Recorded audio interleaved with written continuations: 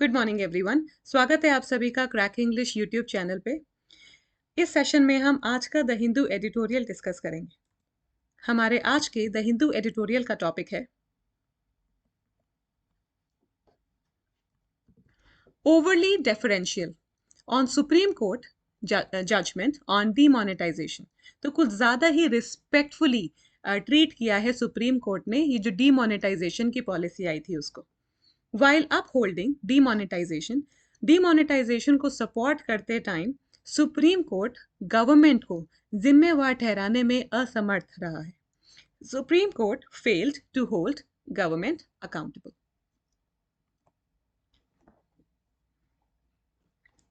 चलिए, अब चाहे तो यहाँ पे एक बार पैराग्राफ को रीड कर सकते हैं before going to the discussion. जो भी इंपॉर्टेंट वर्ड्स हैं मैंने उनको बोल्ड कर दिया है और जो उनके कॉन्टेक्स्ट में या पैराग्राफ में जो मीनिंग्स हैं उनको मैंने ब्रैकेट्स में ऐड कर दिया ताकि आप इजीली पैराग्राफ को पढ़ पाए। चलिए, let's begin with the discussion. Session की शुरुआत करने से पहले एक बार आप सभी से रिक्वेस्ट करूंगी कि सेशन को लाइक और शेयर कर दीजिए, और अगर आप नए हैं चैनल पे तो do hit the subscribe button. Let's begin. It is an oft-repeated judicial view that courts must defer to the elected government's judgment in matters of economic and social policy. Their interventions are usually limited to instances where executive decisions are palpably arbitrary or patently illegal. In this backdrop, it is no surprise that 4 of the 5 judges on a constitution bench of the Supreme Court deferred to the government's decision wisdom in dramatically announcing the move on November 8, 2016 to demonetize all 500 and 1000 notes that were then in circulation. The scope of judicial intervention was only to examine the decision-making process, but the majority has given its uncritical endorsement to the process, terming it to be free of flaws. तो इस paragraph में क्या बात हो रही है? ये कह रहा है ये बहुत ही एक फ्रीक्वेंट ऑफिशियल व्यू है कि जो कोर्ट्स हैं उन्हें चुपचाप हामी भर देनी चाहिए, सबमिट कर देना चाहिए, मान लेनी चाहिए जो भी इलेक्टेड गवर्नमेंट डिसीजन लेती है या जजमेंट लेती है, खासकर इकोनॉमिक या सोशल मैटर्स में।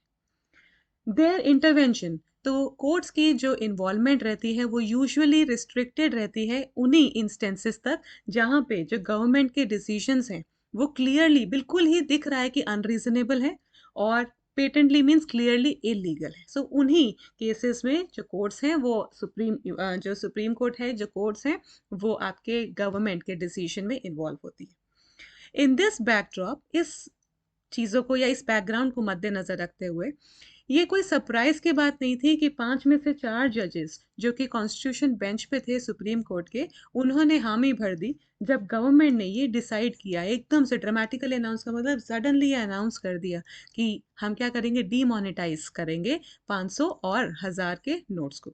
ये डिसीजन नवंबर 8, 2016 में लिया गया और ये सारे नोट्स उस टाइम पे सर्कुलेशन में थे, 500 और 1000 के notes. The scope of judicial intervention, तो कोर्ट्स का खाली इतना ही रोल था कि वो एग्जामिन करेंगे, वो प्रोसेस करेंगे, वो हेल्प करेंगे डिसीजन मेकिंग प्रोसेस में।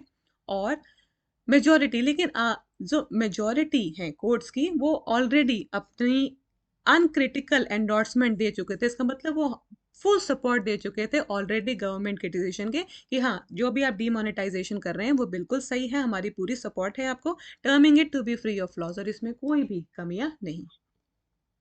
नेक्स्ट पैराग्राफ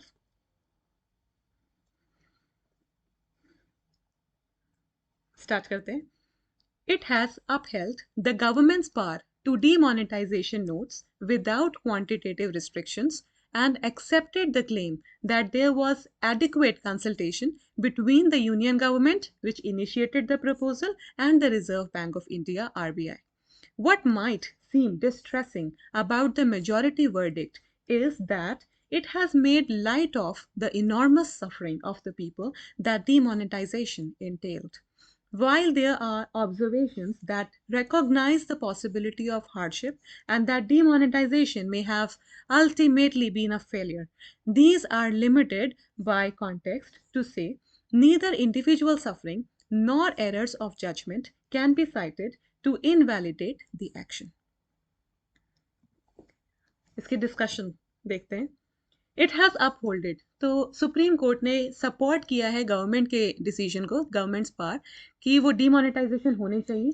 और कोई भी इन इस डिसीजन पे कोई क्वांटिटेटिव रिस्ट्रिक्शन नहीं लगाई गई, कोई भी रोक टोक नहीं लगाई गई कि किन के ऊपर ये लगाना चाहिए और किन लोगों के ऊपर ये नहीं लगाना चाहिए, किस हद तक लगाना चाहिए, तो कोई भी रिस्ट्रिक्शंस नहीं लगाई गई इस डीमोनेटाइजेशन के मूव पे। और एक्सेप्ट कर लिया गया जो भी दावा था, दैट देयर वाज एडिक्वेट, और ये बात उन्होंने एक्सेप्ट करी है कि काफ़ी सलाह मशवरा हुआ है यूनियन गवर्नमेंट और आरबीआई के बीच में ये मूव लेने से पहले। देखिए उन्होंने काफ़ी अच्छे से कंसल्ट किया है यूनियन गवर्नमेंट ने, जिन्होंने ये प्रपोजल इनिशिएट किया था, और आरबीआई के बीच में काफ़ी सलाह मशवरा होने के बाद ही डिमोनेटाइजेशन के मूव को इम्प्लीमेंट किया गया।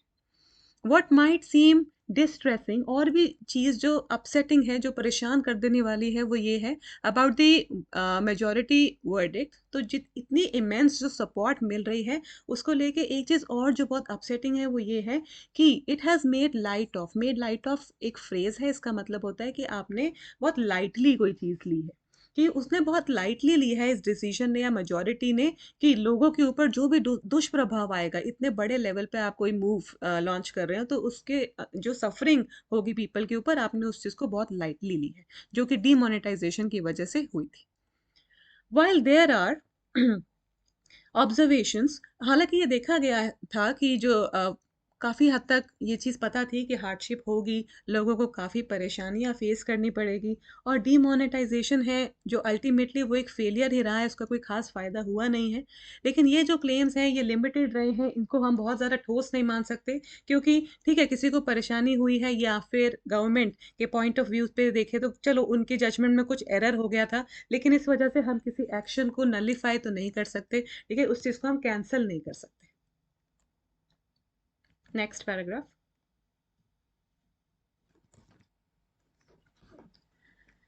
The majority has brushed aside, treated as unimportant, substantial arguments based on proportionality, holding that demonetization survives every test for proportionality.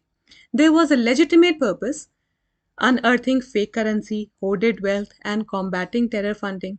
There was a nexus between the action and the objectives, and the court did not have the expertise to suggest a less intrusive way of achieving these objectives. However, it does not properly address the question on whether the adverse consequences could have been limited. इसका discussion देखते हैं। तो majority ने इस बात को उतनी तवज्जो नहीं दी है कि हाँ, कि substantial arguments based on proportionality, तो जो भी आर्ग्यूमेंट्स थी कि क्या इतना एक्शन लेना, इतना सीवियर एक्शन लेना नेसेसरी था भी, या ये एक्शन जितना रिक्वायर्ड था उससे ज़्यादा ही कुछ सीवियर था, तो इन क्लेम्स को या इन आर्ग्यूमेंट्स को अनइम्पॉर्टेंट माना है, इनके ऊपर ज़्यादा ध्यान नहीं दिया। होल्डिंग दैट डीमोन, और इस बात को सपोर्ट किया है कि डीमोनेटाइजेशन जो है वो हर एक टेस्ट पे खरा उतरता है when it comes to proportionality. इसका मतलब इतना बड़ा एक्शन या इतना सीवियर एक्शन लेना उस टाइम पे नेसेसरी था। There was a legitimate purpose, एक लेजिटिमेट पर्पस था, एक क्लियर पर्पस था, जो कि था कि फेक करेंसी को अनहर्ट मतलब डिग आउट करना फेक करेंसी को, और जो भी काला धन इकट्ठा हुआ है, जमा हुआ है, उसको अनअर्थ करना या फिर डिग आउट करना, या कम्बैटिंग टेरर फंडिंग। कॉम्बैट का मतलब होता है टैकल करना, तो टेरर फंडिंग को भी कंट्रोल करना, टैकल करना, तो ये सारी चीज़ों के लिए डिमोनेटाइजेशन बहुत ज़रूरी थी।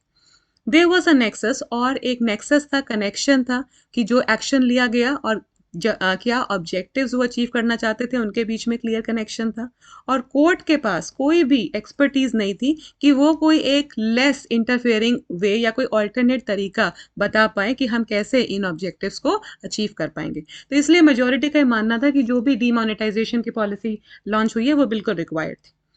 हाउएवर इट डज नॉट, लेकिन मेजॉरिटी इस बात को प्रॉपरली एड्रेस नहीं कर पा रही इस क्वेश्चन को, कि क्या ये जो इतना दुष्प्रभाव आया, इतना सफरिंग जो लोगों ने की है, क्या वो कम हो सकती थी। Next paragraph, let's begin. It is unfortunate that the court had nothing critical to say about the government failing to anticipate the ruinous effect of extinguishing the value of 86% of available currency on the economy and the immense miseries it heaped on the population. Justice B.V. Nagaratna's dissent holding the process to be flawed and the RBI's approach to be without application of mind is a consolation for those who want the courts to hold those in power to account. In a larger sense, of course, a judicial rap on policy questions matters little, but it might give governments cause for pause before implementing decisions with far-reaching consequences for the people. तो देख रहे हैं कितना एक तरीके से काफ़ी negative tone में बात की है ऑथर ने कि कैसे जो सुप्रीम कोर्ट ने मोनेटाइजेशन को एक कुछ ज़्यादा ही रिस्पेक्ट दी, उसने कोई भी अपना टेक नहीं रखा, कोई भी क्रिटिसिज्म नहीं दिया गवर्नमेंट को, कोई भी प्लानिंग नहीं देखी, राइट। तो चलो इस पैराग्राफ का डिस्कशन देखते हैं। ये एक बहुत अनफॉर्चुनेट बात है, दुख की बात है कि गवर्नमेंट ने कुछ भी हैड नथिंग, कुछ भी क्रिटिकल नहीं कहा, कोई भी अपनी टिप्पणी नहीं दी अबाउट द गवर्नमेंट कि गवर्नमेंट कैसे फेल हुई है एंटिसिपेट करना। एंटिसिपेट करने का मतलब होता है आप पहले जज कर लो कि कितना बुरा इफेक्ट आएगा, कितना दुष्प्रभाव आएगा कि हम 86% जो करेंसी हमारी है इकोनॉमी में उसकी वैल्यू को ख़त्म कर रहे हैं, और कितनी ज़्यादा मिजरीज या कितनी परेशानियां जो पॉपुलेशन के ऊपर बरसेंगी या बहुत ज़्यादा परेशानियां पॉपुलेशन को फेस करनी पड़ेगी, उनको लेके एंटिसिपेट प्रॉपर नहीं किया, उस चीज़ को प्रॉपरली वो जज नहीं कर पाई। Justice B.V. नागरत्ना जो कि एक जज जो आपके 4-5 में से 4 जजेस ने इस बात को अप्रूवल दिया था, लेकिन जस्टिस B.V. नागरत्ना जी ने इस डीमोनेटाइजेशन की पॉलिसी को डिसेंट दिखाया, मतलब डिसएग्रीड थे, वो अगेंस्ट थे इस पॉलिसी के, और ये सपोर्ट किया उन्होंने कि ये जो प्रोसेस है वो फ्लॉड है, और आरबीआई ने भी बिना कोई विदाउट एप्लीकेशन ऑफ माइंड, मतलब अंधाधुन उन्होंने भी कोई प्लानिंग नहीं करी, वो तो उनका ये जो डिसएग्रीमेंट है, उनका ये जो ओपिनियन है, ये बेसिकली कॉन्सोलेशन है, ये एक सांत्वना की बात है उन लोगों के लिए जो ये चाहते हैं कि कोर्ट्स हमारे जो गवर्नमेंट है उनको जिम्मेवार ठहराएं, खासकर इतनी बड़ी पॉलिसीज जो लेकर आ जाते हैं। इन अ लार्जर सेंस, अगर ब्रॉड सेंस में बात करें तो एक जुडिशियल क्रिटिसिज्म अगर पॉलिसी मैटर्स के ऊपर दिया जा रहा है तो उसका कोई बहुत बड़ा सिग्निफिकेंस नहीं होता। अगर कोर्ट्स कुछ कह भी रहे हैं, सेंट्रल गवर्नमेंट का कुछ डिसीजन के ऊपर कोई टिप्पणी दे रही है तो उसका कुछ ज़्यादा इफेक्ट नहीं होता, लेकिन फिर भी इससे गवर्नमेंट्स एक बार रुक के सोचेंगी तो सही, खासकर इतने बड़े डिसीजंस लेने से पहले जिसका हमारी पॉपुलेशन पे इतना ज़्यादा इम्पैक्ट पड़ता है। हमारे आज के द हिंदू एडिटोरियल की जो टोन थी वो है क्रिटिकल। कमेंट बॉक्स में मुझे आर्बिट्ररी वर्ड के 2 सिनोनिम ज़रूर बताइएगा। आज का सेशन यहीं तक रखते हैं। आशा करती हूँ कि आपको आज का सेशन समझ में आया है। आज का टॉपिक काफ़ी इंटरेस्टिंग था। अगर आपका कोई भी कमेंट है, let me know in the comment box how you like the session, and आज का सेशन यहीं पे समाप्त करते हैं। टेलीग्राम चैनल का लिंक आपको डिस्क्रिप्शन बॉक्स में मिल जाएगा, और आज के सेशन अगर आपको अच्छा लगा है तो do hit the like button. I will take a leave of you guys. Have a great day ahead everyone. Thank you.